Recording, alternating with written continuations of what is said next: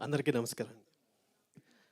So, ఈరోజు ETV win కథాసుధలో నేను కొన్ని కథలు చేయడానికి కారణం, నేను ఇక్కడ ఉండటానికి కారణం ఈటీవీ విన్‌కి సంబంధించిన బాపినీడు గారు, అలాగే నితిన్, సాయి వీళ్ళ ముగ్గురికి థ్యాంక్స్ చెప్పుకోవాలి.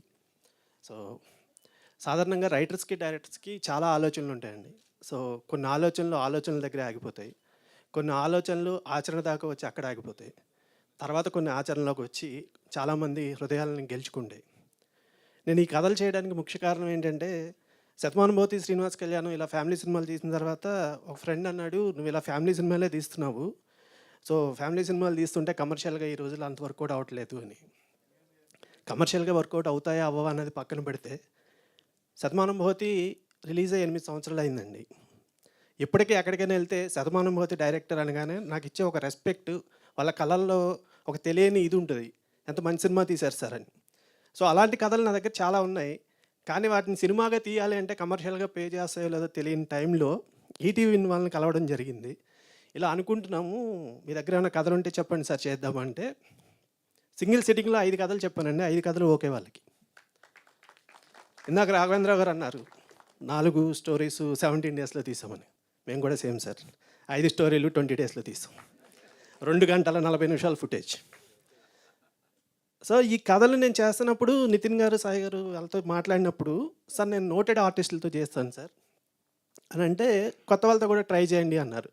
సో, నేను వాళ్ళని రిక్వెస్ట్ చేసింది ఏంటి అంటే, "సార్ కొన్ని కథలు ఆ ఎస్టాబ్లిష్డ్ ఆర్టిస్టులు చేస్తే మనం చెప్పేది చాలా ఫాస్ట్‌గా వెళ్తుంది, ఇంపాక్ట్ చాలా ఎక్కువ ఉంటుంది" అని. "ఓకే సార్" అన్నారు. సో, బర్నీ గారితో 'నాతి చరామి', మా కంగారాజు నరేష్ గారితో 'పెంకుటిల్లు', తులసి గారితో 'ఉత్తరం', అలాగే బాలాదిత్యతో 'వెండి పట్టీలు'. మళ్ళీ ఫ్యామిలీ డైరెక్టర్ ముద్రే పడుతుంది, కనీసం ఇందులోనైనా ఒక లవ్ స్టోరీ చేద్దామని 'ట్రింగ్ ట్రింగ్' అని ఒక లవ్ స్టోరీ యంగ్స్టర్స్తో చేసాం. సో, బర్నీ గారు కథ విన్నప్పుడు ఒకటే చెప్పారు, "సతీష్, ఇలాంటి కథ 100% ఈ జనాలకి చెప్పాలి, నేను వచ్చి చేస్తున్నా అంతే, ఇంక వేరే మాటలు ఏం లేవన్నారు. అలాగే నరేష్ గారు. సో, డెఫినెట్గా ఈ కథలు మిమ్మల్ని అలరిస్తాయండి. ఎందుకంటే సుధ అంటే అమృతం. ఈ కథల్లో అమృతం ఎంత ఉంటుందో నాకు తెలియదు, కానీ ఈ కథల్లో మాత్రం మిమ్మల్ని తట్టి లేపే జ్ఞాపకాలు ఉంటాయి, మీరు మర్చిపోలేని అనుభూతులు ఉంటాయి, మీ పక్కింట్లోనో మన ఇంట్లోనో జరిగిన కథలు ఉంటాయి, ఆ మాటలు ఉంటాయి. అంతవరకు నేను గ్యారెంటీగా చెప్పగలను. సో, ఇవి చేయడానికి నా టీం చాలా హెల్ప్ చేశారు. సో, నా టీం కానీ, నా కో డైరెక్టర్ నరేంద్ర వర్మ, అలాగే ప్రదీప్, నా మ్యూజిక్ డైరెక్టర్ బాలు గారు, నా కెమెరామెన్ దాము గారు, నా ఎగ్జిక్యూటివ్ ప్రొడ్యూసర్ సునీల్ రెడ్డి, నా టీం అందరికీ థ్యాంక్స్ చెప్తూ, ఇంత మంచి అవకాశం ఇచ్చినందుకు ఈటీవీ వాళ్ళకి ఇంకొకసారి కృతజ్ఞతలు తెలియజేసుకుంటూ థ్యాంక్ యూ సో మచ్.